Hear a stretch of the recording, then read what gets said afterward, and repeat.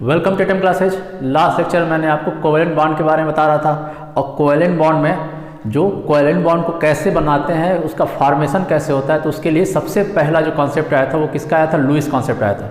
तो last lecture में मैंने आपको बता दिया था लुईस डॉट स्ट्रक्चर क्या होता है और कैसे जो है कोवेलेंट बॉन्ड का फॉर्मेशन होता है, कैसे कोवेलेंट बॉन्ड बनाते हैं, लुईस ने क्या एक्सप्लेन किया था। इस सारी चीज़ें लास्ट लेक्चर में हो गया था, इसके एक्सेप्शन भी बता दिए गए थे। ठीक है, अब जो लुईस डॉट स्ट्रक्चर था वो क्या था कि बहुत सारी चीज़ों को एक्सप्लेन नहीं कर पाता था। जैसे कि लुईस डॉट स्ट्रक्चर क्या था, स्ट्रक्चर को तो बता देता था। जैसे एग्जांपल देते हैं, लास्ट लेक्चर मैंने ये बताया था SO4 का, SO4 माइनस माइनस का स्ट्रक्चर ऐसा होता है। ठीक है, तो उसने ये तो बता दिया कि सल्फर के साथ दो ऑक्सीजन के साथ डबल बॉन्ड बनेगा और दो ऑक्सीजन का सिंगल बॉन्ड बनेगा, इस पे दो माइनस चार्ज होगा।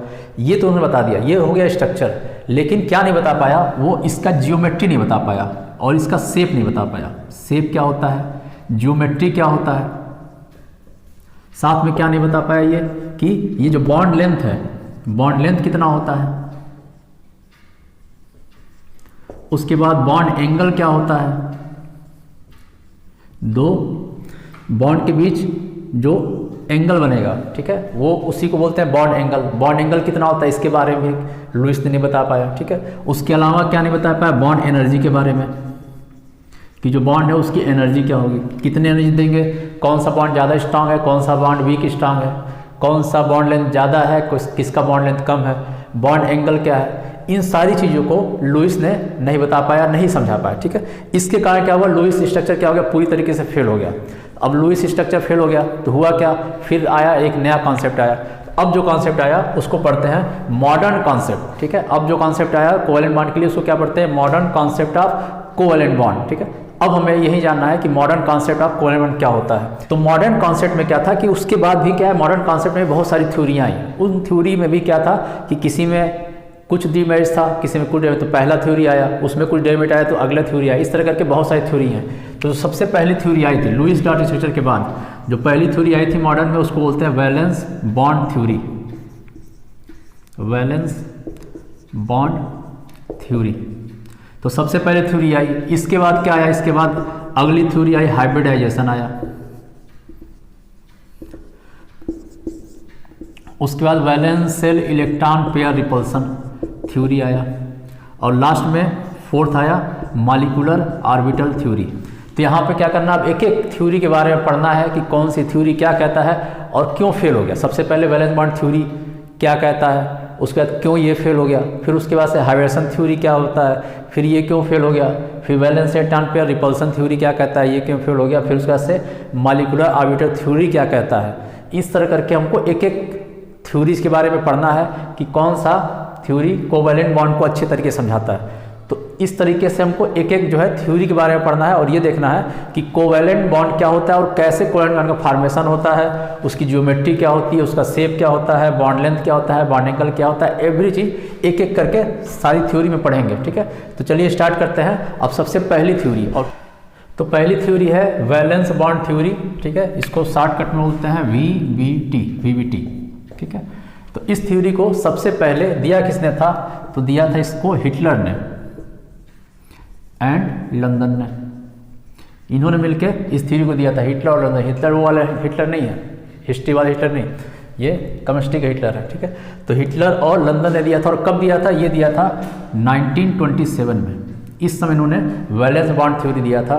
और इसके बाद क्या हुआ कि इस थ्योरी को क्या किया गया, मॉडिफाइड किया गया। इसमें कुछ कमियां थी तो इसका मॉडिफिकेशन हुआ। और मॉडिफिकेशन किसके द्वारा किया गया, ये किया गया स्लेटर के द्वारा, स्लेटर एंड पॉलिंग। तो वैलेंस बॉन्ड थ्योरी को दिया किसने था, तो हिटलर और लंदन ने दिया था 1927 में। बाद में इसका क्या मॉडिफिकेशन किया गया, मॉडिफिकेशन किया किसने था, तो स्लेटर और पॉलिंग ने इसका क्या किया था, मॉडिफिकेशन किया था। तो हमें अब देखना है कि ये वैलेंस बॉन्ड थ्योरी होता क्या है। तो सबसे पहली चीज़ तो यह है कि जो वैलेंस बॉन्ड थ्योरी है ये किस पे बेस्ड होता है, तो it is based on linear combination of atomic orbital. ये इस पे बेस्ड होता है। जो वैलेंस बॉन्ड थ्योरी किस पे होता है, linear combination of atomic orbital based होता है। शॉर्टकट में बोलते हैं लीनियर को एल, कॉम्बिनेशन को सी, फिर ए, फिर ओ। तो एल सी ए ओ पर बेस्ड होता है। क्या बेस्ड होता है, वैलेंस बॉन्ड थ्योरी बेस्ड होता है। अब ये होता है कि अभी आगे आपको इसके बारे में जब थ्योरी बताएंगे तो ये भी समझा देंगे कि linear combination of atomic orbital क्या होता है।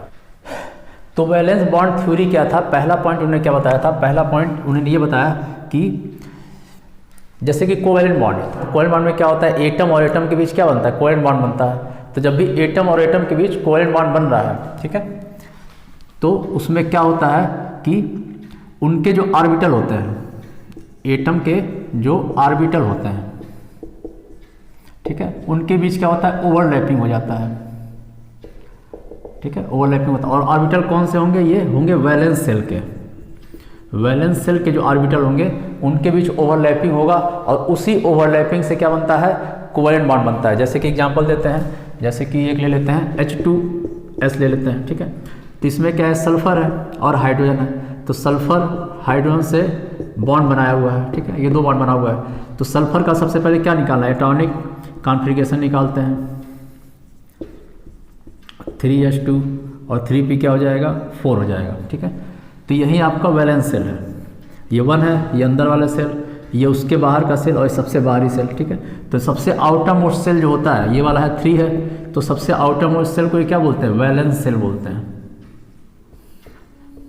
और वैलेंस सेल में जो इलेक्ट्रॉन होता है उसको वैलेंस इलेक्ट्रॉन बोलते हैं। अब इसमें ये हो गया 3H2, इसमें 2 इलेक्ट्रॉन और यहाँ पर P है, तो 1 2 3 और 4, इसमें 4 इलेक्ट्रॉन, 3P4। अब इसमें क्या है कि 2 इसके ऑर्बिटल ऐसे हैं जिसमें एक एक इलेक्ट्रॉन है, अनपेयर्ड इलेक्ट्रॉन है, ठीक है। तो ये 2 ऑर्बिटल रहेंगे, ठीक है, ये 2 ऑर्बिटल किसके रहेंगे, S के रहेंगे। और हाइड्रोजन में क्या होता है, 1s1 होता है। तो यहाँ पे 1 इलेक्ट्रॉन हो गया, ठीक है, यहाँ पर 1 इलेक्ट्रॉन हो गया। तो इसके ऑर्बिटल और इसके ऑर्बिटल क्या करेंगे, आपस में ओवरलैपिंग करेंगे, ठीक है। किसके ऑर्बिटल, हाइड्रोजन के ऑर्बिटल इसके साथ ओवरलैपिंग करेंगे। 2 हाइड्रोजन है तो दोनों हाइड्रोजन का 2 ऑर्बिटल बनेगा, ठीक है। तो इसका ऑर्बिटल इसके साथ ओवरलैपिंग करेंगे और इसका ऑर्बिटल क्या करेंगे, इसके साथ क्या करेंगे, ओवरलैपिंग करेंगे। और इस ओवरलैपिंग से जो बॉन्ड बनेगा उसी बॉन्ड को क्या बोलते हैं, कोवैलेंट बॉन्ड बोलते हैं, according to valence bond theory, ठीक है। अब इसमें पहला पॉइंट तो ये बताया कि जो वैलेंस सेल के ऑर्बिटल होते हैं उनके बीच क्या होता है, ओवरलैपिंग होता है, उससे क्या बनता है, कोवैलेंट बॉन्ड बनता है। दूसरी चीज़ उन्होंने क्या बताया कि ये जो इसके अनपेयर्ड इलेक्ट्रॉन है, दूसरा पॉइंट क्या था कि जो वैलेंस सेल का ऑर्बिटल हो कैसा होना चाहिए, अनपेयर्ड होना चाहिए, ठीक है। तो दूसरा पॉइंट ये था कि वैलेंस सेल के जो ऑर्बिटल होते हैं उसमें क्या होना चाहिए, उसमें जो इलेक्ट्रॉन होना चाहिए कैसा होना चाहिए, अनपेयर होना चाहिए। दूसरा पॉइंट ये था, ठीक है। तीसरा पॉइंट इनका क्या था कि जो ये इलेक्ट्रॉन अनपेयर्ड हैं, ठीक है, दोनों ऑर्बिटल के, किसके, 2 एटम के जो ऑर्बिटल्स हैं, इनमें जो इलेक्ट्रॉन है इसका स्पिन भी अपोजिट होना चाहिए। जैसे ये ऊपर की तरफ है तो ये नीचे की तरफ है, ठीक है। एक क्लॉकवाइज होगा तो दूसरा क्या होगा, एंटी क्लॉक हो जाएगा। तो तीसरा पॉइंट इनका यही था कि जो वैलेंस सेल के इलेक्ट्रॉन होते हैं वो कैसा होना चाहिए, वो होना चाहिए अपोजिट स्पिन का होना चाहिए। अपोजिट स्पिन होगा तभी उनके बीच ओवरलैपिंग होगा। तो 3 पॉइंट पहले बता देते हैं दोबारा से। 3 पॉइंट क्या है, सबसे पहला क्या है कि 2 ऑर्बिटल के बीच क्या करना, ओवरलैपिंग होना। ओवरलैपिंग क्या होता है, ओवरलैपिंग का मतलब सिंपल सा ये है, ये 2 इसके बीच ये चला गया तो ये ओवरलैपिंग हो गया, ठीक है। एक क्या किया, दूसरे को क्या किया, ढक दिया, ठीक है। तो सिंपल ढकने को बोलते हैं ओवरलैपिंग, ठीक है। पहला है दूसरा है, क्या किया, ढक दिया, इसी ढकने को बोलते हैं ओवरलैपिंग बोलते हैं, ठीक है। तो इसमें क्या होता है, ओवरलैपिंग होता है। और किसका होता है, वैलेंस सेल के ऑर्बिटल होते हैं उनका ओवरलैपिंग होता है, ठीक है। दूसरी चीज, उस वैलेंस सेल के ऑर्बिटल में भी किसकी ओवरलैपिंग होती है, तो जिसमें अनपेयर्ड इलेक्ट्रॉन होता है। ये पूरा क्या, ये वैलेंस सेल का है, जिसमें सबका ओवरलैपिंग नहीं होगा, किसका होगा, जो जिसमें अनपेयर्ड इलेक्ट्रॉन होगा। तो सबसे पहले क्या है कि वैलेंस सेल के ऑर्बिटल के बीच ओवरलैपिंग होगा, और जो वैलेंस सेल का ऑर्बिटल है वो भी किसके होंगे, जिसमें अनपेयर्ड इलेक्ट्रॉन होगा, ठीक है।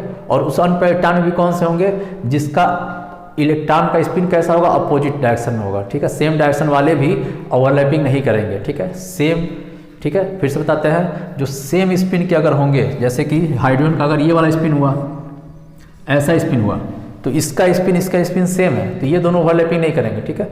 अपोजिट स्पिन का होगा तभी ओवरलैपिंग करेंगे। तो 3 पॉइंट ये था।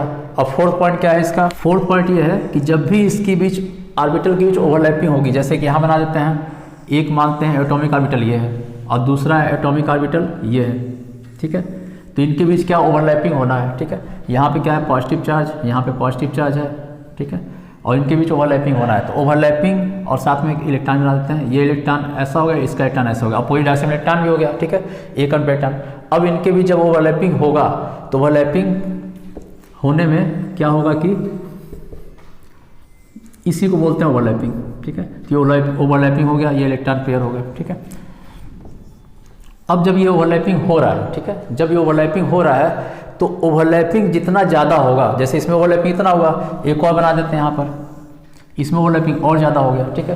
तो ओवरलैपिंग जितना ज़्यादा होगा कोवैलेंट बॉन्ड जो है उतना ज़्यादा क्या होगा, स्ट्रांग होगा। तो अगला पॉइंट है कि more overlapping form strong covalent bond, जितना ज़्यादा ओवरलैपिंग होगा उतना स्ट्रांग कोवैलेंट बॉन्ड बनेगा, ठीक है। ये हो गया फोर्थ पॉइंट। लेकिन इसमें एक कंडीशन भी क्या था, कंडीशन ये था कि जो ओवरलैपिंग हो रहा है वो हमेशा और हमेशा क्या होगा, ऑलवेज लेस देन 50% होगा। कभी भी जो ओवरलैपिंग है वो 50% नहीं हो सकता। ऐसा क्यों नहीं होगा, क्योंकि जब इसकी ओवरलैपिंग हो रही है तो क्या होगा, ये दोनों क्या है पॉजिटिव चार्ज है, और पॉजिटिव चार्ज क्या होगा, इनके बीच रिपल्सन होगा, प्रतिकर्षण होगा, ठीक है। इसीलिए जो ओवरलैपिंग है वो 50% से ज़्यादा नहीं हो सकती है, 50% भी नहीं होगा, 50% से कम होती है, ठीक है। तो हमेशा ओवरलैपिंग 50% से कम होगी, लेकिन फिर भी क्या है, जितनी ज़्यादा ओवरलैपिंग हो उतना ज़्यादा कोवैलेंट बॉन्ड बनेगा, ठीक है।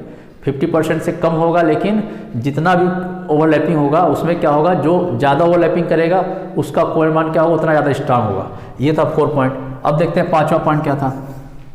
अब ये 5वां पॉइंट ये है कि ओवरलैपिंग होता कितना है, ठीक है। तो 5वां पॉइंट ओवरलैपिंग होता कितना है और क्यों होता है ये देखना है, ठीक है। तो ये है इसका न्यूक्लियस है और इसमें क्या है मान लेते हैं यहाँ इलेक्ट्रॉन है, ठीक है।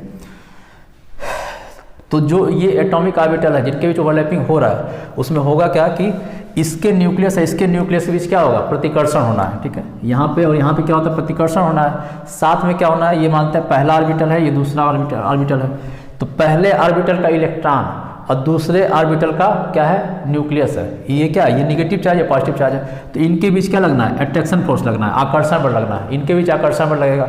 उसी तरीके से पहले का न्यूक्लियस और दूसरे का इलेक्ट्रॉन, इनके बीच क्या लगना है, इनके बीच भी आकर्षण बल लगना है। तो ये दोनों आकर्षण बल इस प्रतिकर्षण बल के जब तक बराबर ना हो जाए, ठीक है, फिर से बताते हैं, इसका इलेक्ट्रॉन इसका न्यूक्लियस के बीच आकर्षण बल लगा, फिर इसका न्यूक्लियस है इसके इलेक्ट्रॉन के बीच आकर्षण बल लगा, तो ये पूरा आकर्षण बल लग रहा है, एक दूसरे को अट्रैक्ट कर रहा है। तो इसका जो आकर्षण बल है, ठीक है, इसका जो आकर्षण बल है वो किसके बराबर हो जाएगा, न्यूक्लियस और न्यूक्लियस के बीच जो प्रतिकर्षण बल है उसके बराबर होगा, और तब तक ये ओवरलैपिंग होता रहेगा, ठीक है। ओवरलैपिंग कब तक होगा, जब तक कि दोनों न्यूक्लियस के बीच का प्रतिकर्षण बल, ठीक है, दोनों न्यूक्लियस के बीच का प्रतिकर्षण बल इलेक्ट्रॉन और न्यूक्लियस के बीच के आकर्षण बल के बराबर ना हो जाए, तब तक क्या होगा, ओवरलैपिंग होता रहेगा।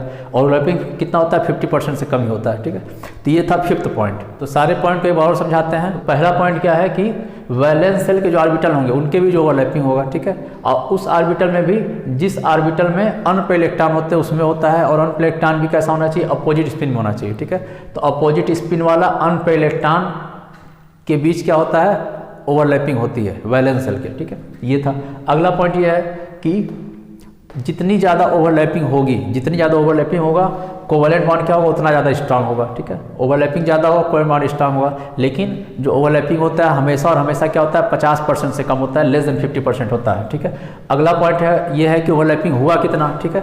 तो एक्सटेंट ऑफ ओवरलैपिंग जो है, ओवरलैपिंग कितना हो रहा है वो किस पे डिपेंड करता है, न्यूक्लियस और न्यूक्लियस के बीच जो प्रतिकर्षण बल लग रहा है, प्रतिकर्षण बल, और इलेक्ट्रॉन और न्यूक्लियस के बीच जो आकर्षण बल है, ठीक है, उनके इस जब तक ये दोनों बराबर ना हो जाए, ठीक है, इनका प्रतिकर्षण बल और इसके इलेक्ट्रॉन इसके न्यूक्लियस का बीच का आकर्षण बल, फिर इसके इलेक्ट्रॉन इसके न्यूक्लियस के बीच का आकर्षण बल, ये सारा चीज़ जब तक बराबर ना हो जाए तब तक ओवरलैपिंग होता रहता है, ठीक है। तो ये 5 पॉइंट है।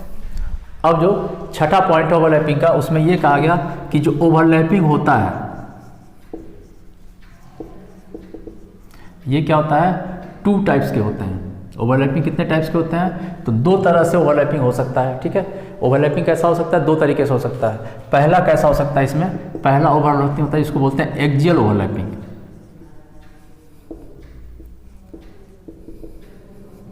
और दूसरा जो ओवरलैपिंग होता है उसको बोलते हैं लेटरल ओवरलैपिंग।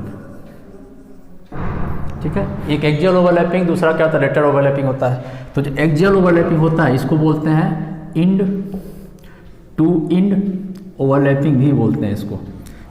अब जो एक्सियल ओवरलैपिंग होता है, इस एक्सियल ओवरलैपिंग से क्या बनता है, इससे बनता है सिग्मा बॉन्ड।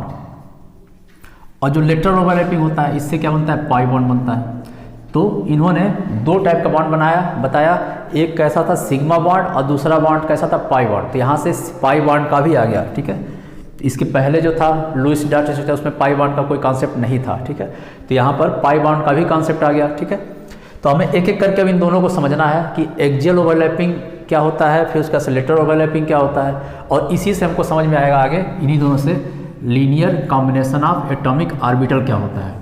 इसको भी समझाने के लिए यहाँ पे इन दोनों को समझने से ये भी समझ में आ जाएगा कि ये क्यों इस पे कहा जाता है कि valence bond theory linear combination of atomic orbital पे बेस्ड है। ठीक है, तो सबसे पहला स्टार्ट करते हैं एक्सियल ओवरलैपिंग के बारे में। ठीक है, तो जैसे कि मान लेते हैं ऑर्बिटल है, ऑर्बिटल के बीच ओवरलैपिंग हो रहा है। ठीक है, तो जो ओवरलैपिंग होगा एक्सियल ओवरलैपिंग, ठीक है, उसमें क्या होता है कि या तो एस और एस के बीच ओवरलैपिंग हो सकता है। ठीक है, एस और एस के बीच ओवरलैपिंग होगा। एस क्या है, एस ऑर्बिटल और दूसरा एस ऑर्बिटल। ठीक है, तो पहला यही होता है एस एस ओवरलैपिंग। तो एस ऑर्बिटल कैसा होता है, ऐसा होता है। तो पहला एस ऑर्बिटल और ये दूसरा एस ऑर्बिटल, इन दोनों के बीच क्या होगा, ओवरलैपिंग होगा। इसमें एक इलेक्ट्रॉन होगा और इसमें इलेक्ट्रॉन, दोनों इलेक्ट्रॉन कैसा अपोजिट डायरेक्शन में होगा। जब इनका ओवरलैपिंग हुआ तो इस तरीके से क्या हुआ, ओवरलैपिंग हो गया। ये पहला ऑर्बिटल, ये दूसरा ऑर्बिटल और इलेक्ट्रॉन इस तरह से बना दिए, ये ओवरलैपिंग हो गई। ओवरलैपिंग होने के बाद जो इसका शेप होगा, इसका शेप कैसा हो जाएगा, इस तरह का जैसा हो जाएगा शेप। ठीक है, ऐसा शेप बन जाएगा और यहाँ पे क्या होगा, दो इलेक्ट्रॉन हो जाएंगे। ठीक है, तो इस तरह के ओवरलैपिंग क्या बोलते हैं, एस एस ओवरलैपिंग। दो एस ऑर्बिटल के बीच अगर ओवरलैपिंग हो रहा है तो एस एस ओवरलैपिंग बोलेंगे। ठीक है, और जो एस ऑर्बिटल होता है, ये एस ऑर्बिटल क्या होता है, नॉन डायरेक्शनल होता है। अब नॉन डायरेक्शनल का क्या मतलब हुआ कि नॉन डायरेक्शनल का मतलब क्या है कि डायरेक्शन नहीं है इसका। डायरेक्शन क्यों नहीं है, क्योंकि इसमें जो इलेक्ट्रॉन होते हैं, न्यूक्लियस के भी जो इलेक्ट्रॉन होते हैं वो हर डायरेक्शन में बराबर डिस्टेंस पर होते हैं। ठीक है, न्यूक्लियस से क्या होगा, हर तरफ क्या होगा, बराबर डिस्टेंस में होगा। कैसा होता है, स्फेरिकल होता है। जो एस शेप होता है, जो एस ऑर्बिटल होता है, कैसा स्फेरिकल होता है। और स्फेरिकल क्यों होता है, क्योंकि सेंटर से जो इलेक्ट्रॉन होते हैं हर डायरेक्शन में क्या होता है, इक्वली इलेक्ट्रॉन का डिस्ट्रीब्यूशन होता है। जब इक्वली डिस्ट्रीब्यूशन होगा तो क्या होगा, वो स्फेरिकल शेप का हो जाएगा। और स्फेरिकल शेप है इसीलिए क्या होता है, ये नॉन डायरेक्शनल होता है। तो एस ऑर्बिटल नॉन डायरेक्शन है और नॉन डायरेक्शन है तो कभी भी एस ऑर्बिटल की ओवरलैपिंग होगी। ठीक है, तो कैसा ओवरलैपिंग होगा, एक्सियल ओवरलैपिंग। उसको एक्सियल ओवरलैपिंग ही मानेंगे। इसको घुमा के देखते हैं, इसको ऐसे घुमा देंगे तो भी सेम बनेगा। किधर भी घुमा दो, किधर भी घुमा दो, इसको भी घुमा दें। ठीक है, जितना भी घुमाएंगे इसको क्या कैसा बनेगा, ये सेम एक्सियल एक ही टाइप का बनना है। ठीक है, क्योंकि कैसा है, ये स्फेरिकल है। ठीक है, तो पहला एक्सियल ओवरलैपिंग में सबसे पहला होता है एस एस ऑर्बिटल के बीच ओवरलैपिंग। ठीक है, दूसरा है इसमें जिसको बोलते हैं एस पी ओवरलैपिंग बोलते हैं। तो एस पी ओवरलैपिंग में क्या होता है, एक एस ऑर्बिटल और एक पी ऑर्बिटल के बीच क्या हो रहा है, ओवरलैपिंग हो रहा है। ठीक है, तो ये हो गया एस ऑर्बिटल और ये हो गया पी ऑर्बिटल। ठीक है, इन्हीं के बीच ओवरलैपिंग हो रहा है। इसमें इलेक्ट्रॉन ऐसा होगा, इसमें इलेक्ट्रॉन ऐसा होगा। इन दोनों के बीच ओवरलैपिंग हुआ तो कैसा बन जाएगा, ये हो गया और इसमें क्या हो गया, ओवरलैपिंग हो गया, ये पेयर हो गया इलेक्ट्रॉन। ठीक है, अब ओवरलैपिंग होने के बाद इसका शेप कैसा होगा, तो इसका शेप ऐसा हो जाएगा,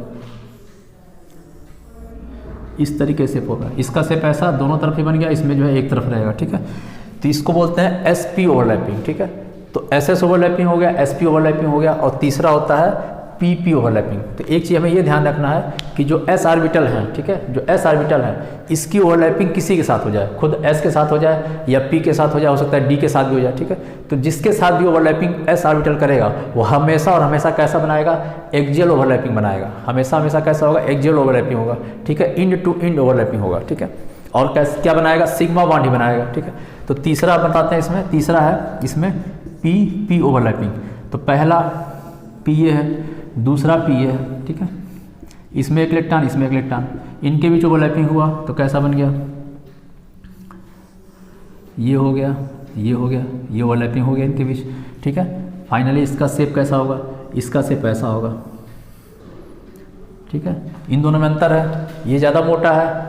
ठीक है, ये थोड़ा सा मोटा है, लंबाई कम है, इसमें लंबाई ज़्यादा है, थोड़ा पतला है। ठीक है, तो इस तरह की ओवरलैपिंग होती है। तो इस तरह की ओवरलैपिंग क्या कहलाती है, एक्सियल ओवरलैपिंग का कहलाती है। जब क्या हो रहा है, उसके एक्सिस के अलोंग ओवरलैपिंग हुआ, ठीक है। ये ओवरलैपिंग कैसा हो रहा है, जैसे मान लेते हैं 2 ऑर्बिटल है, इस तरह से ओवरलैपिंग हुआ दोनों के बीच, ठीक। अगर ऐसा ओवरलैपिंग हुआ तो उसको कहेंगे एक्सियल ओवरलैपिंग। अगर इनका ओवरलैपिंग ऐसा होता है, ठीक है, जैसे कि बताते हैं, जैसे कि ये ओवरलैपिंग अगर हुआ, ठीक है, इस तरह से ओवरलैपिंग हुआ तो इसको कहते हैं एक्सियल ओवरलैपिंग। अगर इस तरीके से और ऐसे ओवरलैपिंग हो गया, ठीक है, इस तरह के ओवरलैपिंग क्या कहलाता है, इसको कहते हैं लेटरल ओवरलैपिंग। अब तो मैं दूसरा पढ़ना है, लेटरल ओवरलैपिंग। अब दूसरा है लेटरल ओवरलैपिंग, और लेटरल ओवरलैपिंग से क्या बनता है, इससे बनता है पाई बॉन्ड, ठीक है। तो ये किसके बीच होता है, P और P ओवरलैपिंग होगा, उन्हीं के बीच क्या बना, लेटरल ओवरलैपिंग बनेगा। तो जैसे पहला P ये बना लेते हैं, ठीक है, और दूसरा P ये लेते हैं, जैसे कि यहाँ पे बनाते हैं, P के 3 ऑर्बिटल हैं, एक है Px, एक है Py और दूसरा है, तीसरा है Pz है, ठीक है। तो इसमें जो ऐसे अगर मान के चलते हैं कि ये x एक्सिस है तो Px ऐसा होगा, ठीक है, ये y एक्सिस है तो Py ऐसा होगा, ये z एक्सिस है तो Pz ऐसा होगा, उसी एक्सिस पर होता है। तो ये है Px, ये है Py और ये है Pz, ठीक है। तो जब भी ओवरलैपिंग होगा, कैसा ओवरलैपिंग, लेटरल ओवरलैपिंग, ये हमें ध्यान रखना है कि लेटरल ओवरलैपिंग जब भी होगा वो इस तरीके से हो रहा है, ठीक है। तो इस तरीके जब ओवरलैपिंग होगा तो हमेशा और हमेशा जो ओवरलैपिंग होगा Px और Px के बीच होगा, ठीक है। किसके बीच होगा, Px और Px के बीच होगा, या फिर Py और Py के बीच होगा, या फिर Pz और Pz के बीच होगा, ठीक है। ऐसा नहीं हो सकता है कि एक Px ले लें दूसरा Py ले लें, ठीक है। ऐसे ओवरलैपिंग कभी पॉसिबल नहीं है। जैसे कि Px हो गया और ये Py हो गया, ठीक है, इसको मान लेते हैं Py मान लें, ठीक है, इसको x मान लेते हैं, ठीक है। तो इसके बीच अगर ओवरलैपिंग कराएंगे तो इसके बीच ओवरलैपिंग नहीं होगा, ठीक है। इसी को बोलते हैं linear combination of atomic orbital. Combination कैसा होगा, लीनियर हो रहा है, ठीक है। कभी भी कॉम्बिनेशन होगा वो कैसा होगा, लीनियर होगा। और लीनियर का मतलब क्या होगा, इस तरीके से, ये भी लीनियर है और ये भी क्या, ये भी लीनियर है, ठीक है। तो हमेशा इसी तरह से कॉम्बिनेशन होगा, या तो ऐसा या तो ऐसा। इसी को बोलते हैं linear combination of atomic orbital. Atomic orbital कैसा हो रहा है, लीनियर कॉम्बिनेशन हो रहा है, ठीक है। कभी भी ऐसा नहीं होगा एक ऑर्बिटल ऐसा दूसरा ऑर्बिटल ऐसा, इस तरह से ओवरलैपिंग नहीं पॉसिबल है, ठीक है, होगा ही नहीं ऐसा ओवरलैपिंग, ठीक है। तो इसलिए हमेशा क्या होता है, लीनियर कॉम्बिनेशन होता है। अब Px के बीच ओवरलैपिंग हुआ, इसमें इलेक्ट्रॉन ऐसा मान लेते हैं, इसमें इलेक्ट्रॉन ऐसा मान लिए, ठीक है। तो इनका ओवरलैपिंग हो गया इस तरीके से, ठीक है, ये ओवरलैपिंग हो गया, ठीक है। अब इस ओवरलैपिंग के बाद यहाँ पे इसका शेप कैसा बना वो भी देखना पड़ता है हमें। तो इसका शेप जो बनेगा, इसका शेप ऐसा बनेगा, ये हो गया और ऐसा शेप हो गया नीचे भी, ठीक है। यहाँ पे इस समय क्या होगा, इलेक्ट्रॉन होगा, ये इसका क्या है, न्यूक्लियस है, ऑर्बिटल का सेंटर है ये। अब इस सेंटर जो है और इसमें क्या इलेक्ट्रॉन भरा हुआ है, ठीक है, यहाँ पे क्या इलेक्ट्रॉन है। अब ये जो सेंटर है, ठीक है, इसको बोलते हैं इंटर न्यूक्लियर डिस्टेंस। इसको क्या बोलेंगे, इंटर न्यूक्लियर डिस्टेंस, ठीक है, इसको बोलते हैं इंटर न्यूक्लियर डिस्टेंस। और यहाँ पर जब पाई बॉन्ड बना, ठीक है, तो ये ध्यान रखना है, जो इंटर न्यूक्लियर डिस्टेंस है यहाँ पर क्या होता है, इलेक्ट्रॉन होता ही नहीं है, क्योंकि यहाँ पर इलेक्ट्रॉन है नहीं। इलेक्ट्रॉन कहाँ पर है, यहाँ पर है, ये पूरा इलेक्ट्रॉन है और ये पूरा इलेक्ट्रॉन है, ठीक है। तो इलेक्ट्रॉन कहाँ पर होगा, इंटर न्यूक्लियर डिस्टेंस पर इलेक्ट्रॉन नहीं होगा, इंटर न्यूक्लियर डिस्टेंस के ऊपर और नीचे का क्या होगा, इलेक्ट्रॉन होगा, ठीक है। उसका शेप ऐसा होता है, ठीक है। तो पाई बॉन्ड में ऐसा बनेगा, ठीक है। तो ध्यान ये रखना था सिग्मा बॉन्ड का और पाई बॉन्ड का। अब हमें एक चीज़ और ये देखना है कि जब ये भी ओवरलैपिंग हो रहा है, जैसे कि सिग्मा बॉन्ड का बता देते हैं, जैसे ये है और इनके बीच जब भी ओवरलैपिंग हुआ, ठीक है, जो पी ऑर्बिटल होता है इसमें क्या होता है, एक प्लस होता है एक माइनस होता है, ठीक है। जो पी ऑर्बिटल है उसमें क्या हो, एक तरफ एस, एक तरफ पॉजिटिव होता है, एक तरफ निगेटिव मानते हैं, ठीक है। तो पॉजिटिव और निगेटिव में जब भी ओवरलैपिंग होगा, दो पॉजिटिव रहेंगे तभी उसका ओवरलैपिंग होगा, या फिर दो निगेटिव रहेंगे तभी उसका ओवरलैपिंग होगा, ठीक है, ठीक है। दो पॉजिटिव के बीच ओवरलैपिंग पॉसिबल है, ठीक है, या फिर दो निगेटिव के बीच ओवरलैपिंग पॉसिबल है। लेकिन एक अगर पॉजिटिव ले लें और दूसरा अगर निगेटिव ले लें तो क्या होगा, इनके बीच ओवरलैपिंग पॉसिबल नहीं है, ठीक है। एक ये भी पॉइंट है, अगला पॉइंट है, ठीक है, कि दो पॉजिटिव या दो निगेटिव के बीच ओवरलैपिंग पॉसिबल है, लेकिन एक पॉजिटिव और एक निगेटिव के बीच ओवरलैपिंग पॉसिबल नहीं है। तो ये टोटल था वैलेंस बॉन्ड थ्योरी, ठीक है। अब वैलेंस बॉन्ड थ्योरी फेल हो गया, ठीक है। फेल क्यों हुआ और उसके बाद जो है कौन सी थ्योरी है, ये आपको नेक्स्ट लेक्चर में बताएंगे कि वैलेंस बॉन्ड थ्योरी फेल क्यों हुआ और उसके बाद नेक्स्ट थ्योरी क्या आई और नेक्स्ट थ्योरी में क्या क्या चीज़ें बताई गई थी। तो आज के लिए सिर्फ इतना ही, ठीक है। नेक्स्ट लेक्चर में आपको बाकी आगे की चीज़ें पढ़ाई जाएंगी।